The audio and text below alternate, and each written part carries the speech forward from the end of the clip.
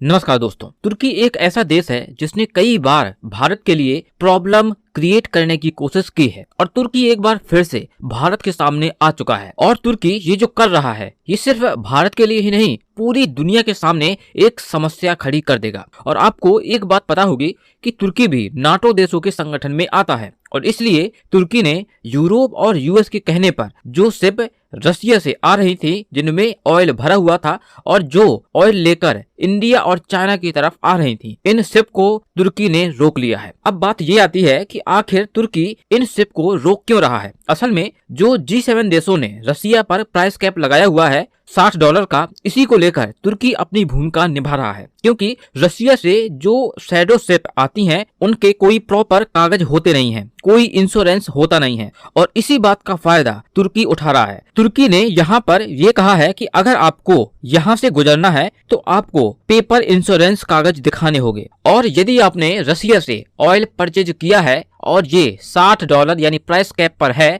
या नहीं, इस बात की हम जांच करेंगे। यदि आपका जो ऑयल परचेज है वो $60 से ऊपर पाया जाता है तो शिप यहाँ से नहीं जाएंगी। और यहाँ पर तुर्की एक दीवार बनकर खड़ा हो गया है और रूस को नुकसान पहुंचा रहा है। और अब जो कुछ ये टर्की में हो रहा है, इसे देखकर दुनिया के कई सारे देश नाराज हो चुके हैं, क्योंकि इससे सिर्फ रसिया को ही नुकसान नहीं हो रहा है, इससे बहुत सारे देशों की प्रॉब्लम होने वाली है, क्योंकि कई देशों को प्रॉपर ऑयल सप्लाई लगभग बंद हो जाएगी। और G7 देश इस बात को अच्छे से समझ पा रहे हैं कि इससे बहुत सारे देशों में लगातार प्रेशर बढ़ेगा और G7 देशों के प्रति नाराजगी भी उनकी बढ़ेगी और कई देश हो सकता है कि G7 को फिर सीरियस लेना या फिर उसकी बात मानना ही छोड़ दें। और इसीलिए G7 देशों ने यहाँ पर यह कहना स्टार्ट कर दिया है कि ये जो टर्की कर रहा है असल में उससे हमारा कोई लेना देना है नहीं। और इस तरह से G7 देशों ने इस बात से पल्ला झाड़ने की कोशिश की है और G7 देशों ने पूरी दुनिया को एनर्जी क्राइसिस की तरफ एक कदम और ढकेल दिया है, क्योंकि अब ऑयल के प्राइसेस और भी ज्यादा बढ़ने वाले हैं। और देखिए, प्रॉब्लम इंडिया के लिए अब और भी ज्यादा बढ़ने वाली है, क्योंकि रसिया ने यहाँ पर जो प्राइस कैप लगाया हुआ है यूरोपियन देशों द्वारा, इसको एक स्टूपिड कदम बताया है। और रसिया ने यहाँ पर यह कहा है कि यदि ये प्राइस कैप हम पर लगाया गया है तो इसका फर्क नहीं पड़ेगा, क्योंकि हम अपने प्रोडक्शन में ही कट कर देंगे।